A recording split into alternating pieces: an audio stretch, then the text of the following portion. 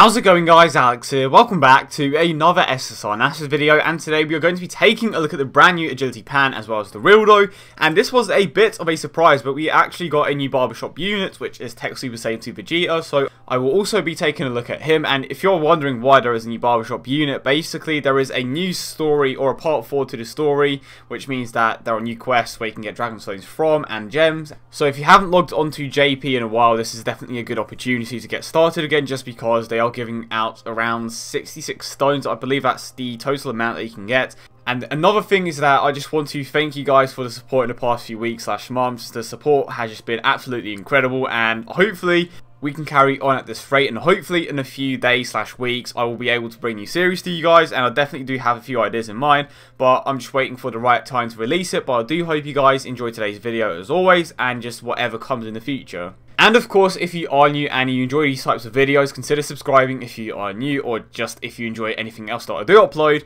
But let's go ahead and get started with the Agility Pan. And of course, she is going to be the 40% support unit for the Agility type group, but super types in particular. Her leader skill gives a free key boost as well as a 50% stat boost to super agility type, so of course this is specific to heroes.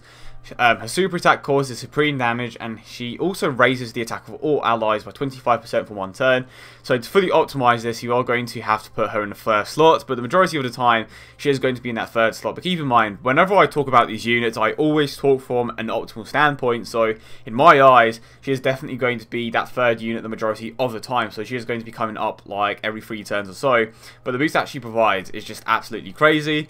She has a 12 key multiplier of 135%, and before they move on to a passive, you have to keep in mind that because there are so many super rare pans, you can easily get a super attack to 10 if you want to go ahead and do that. Granted, she isn't made to hit hard, and to be fair, now that I think about it, the majority of the pans are support units, so I suppose it makes sense that she doesn't hit hard. She will hit hard to an extent, and of course if you get her to super attack 10, she will, like, this is just a prediction by the way, I reckon she will hit for at least 250k, just because of that 40% boost that she gets from her own passive, which I will get into in a few moments.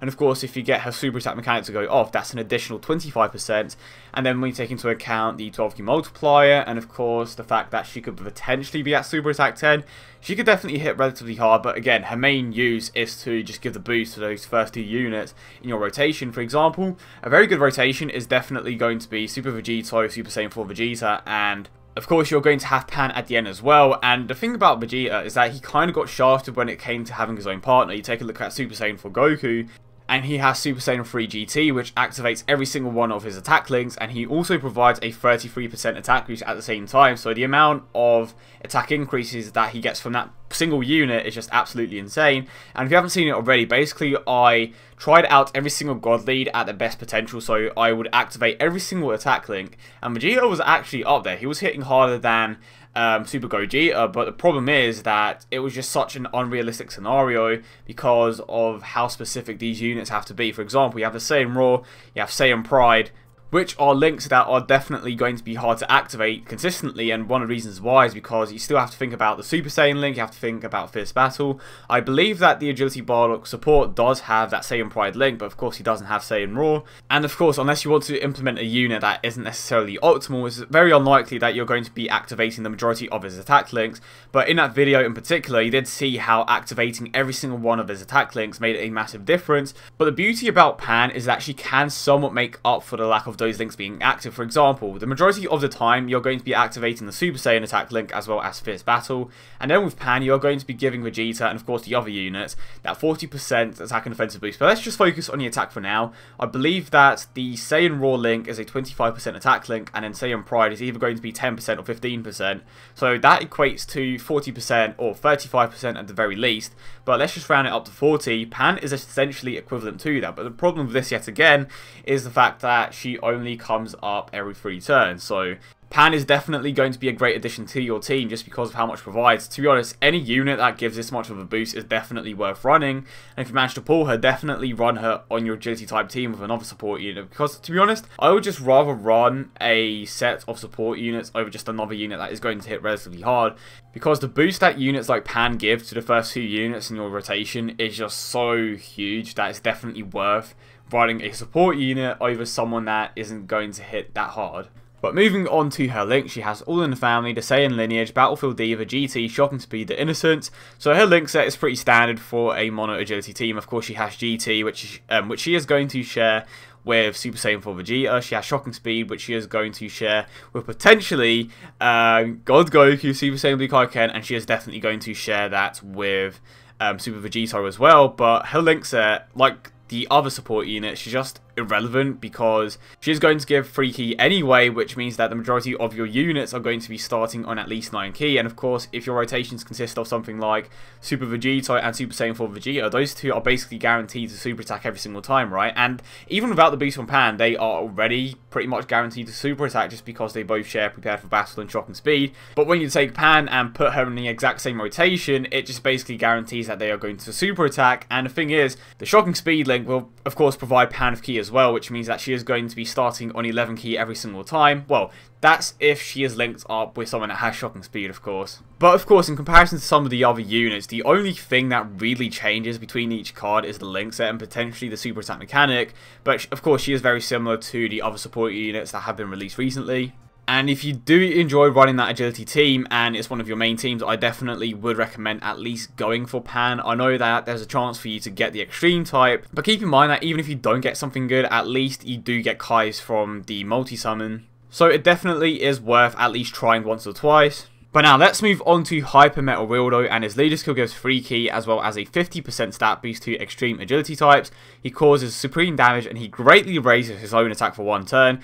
And then of course he has the exact same passive skill as Pan. It doesn't actually tell you how much of an increase that super attack mechanic actually is, but I believe it's going to be at least 50% at the very least, because if you look at Gotenks, he massively raises his own attack when you get the 11 key super attack, and that is a total increase of 100%, but I believe that it's not going to be that high. I think it's going to be around 50%, so correct me if I'm wrong, but I do believe it's around that amount. His 12 key multiplier is 135%, and if we have a look at his link set, he has Loyalty, Thirst for Conquest, Auto Regeneration, GT, Mechanical Menaces, and Shocking Speed. So again, when it comes to the links, he fits pretty damn well on this particular team, and like I said before, for Pan, it doesn't necessarily matter that much because of how much key he provides anyway of his own passive, but he does have Shocking Speed, which he's going to share with the LR androids. Of course, he is going to share that with Super 17 as well. I believe the agility Android 17 has that as well, but I could be wrong. And to be honest, when it comes to that extreme agility team, you're most likely not going to struggle to super attack the majority of the time. For example, you have units like Rose, who already give free key to extreme agility types.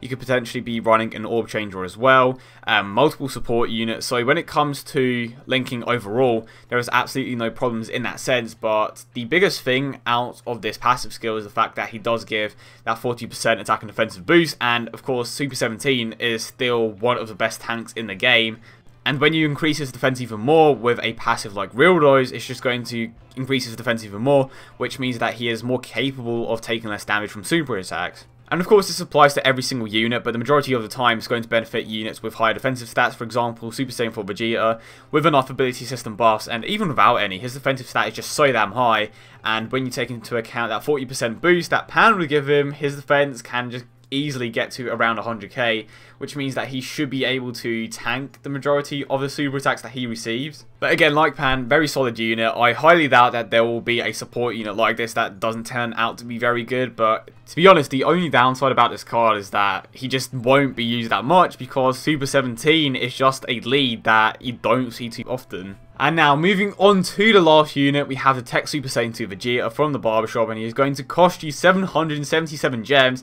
and they seem to be giving a lot of units this new mechanic, and I kind of like it, but at the same time, I don't want them to overuse it. I kind of want them to think up of something different, just to make every single unit different. But let's go ahead and jump straight into the card. His leader skill gives 2 key, as well as a 30% attack and defensive boost to all types. He causes supreme damage. He has a 12 key multiplier of 130%, so that is pretty down low, which is a shame, but they don't tend to make the barbershop units that good. Now this is where things get interesting. He gets an 80% defensive boost at the start of the turn, and for every time that he is attacked, he gets a 20% attack boost. So very similar to Goku Black and Zamasu, and of course Super 17 as well. So every single time that he is attacked, his attack stat is actually going to go up, and it maxes out at 80%, which is a bit of a shame. It's still nice nonetheless. And you have to keep in mind that this is essentially a free unit. So if you don't have too many good tech type options, he is definitely a decent option, of course.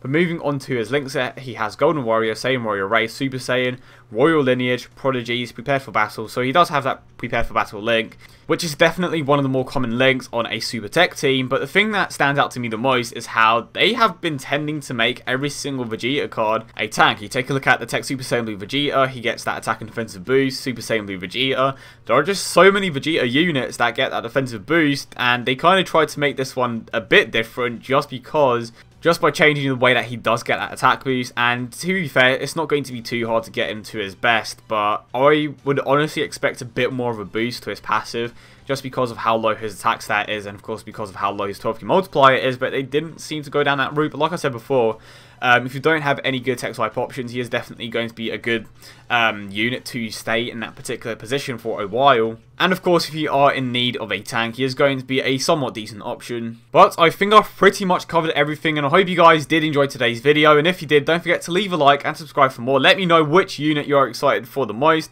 Honestly, I would like to get the Pan just because I would just like to add another support unit to my agility type team, but I think I'm going to hold off this time round. But yeah, I hope you guys did enjoy today's video, and if you did, don't forget to leave a like and subscribe for more. I hope you guys have a lovely day, and I will see you all in the next one.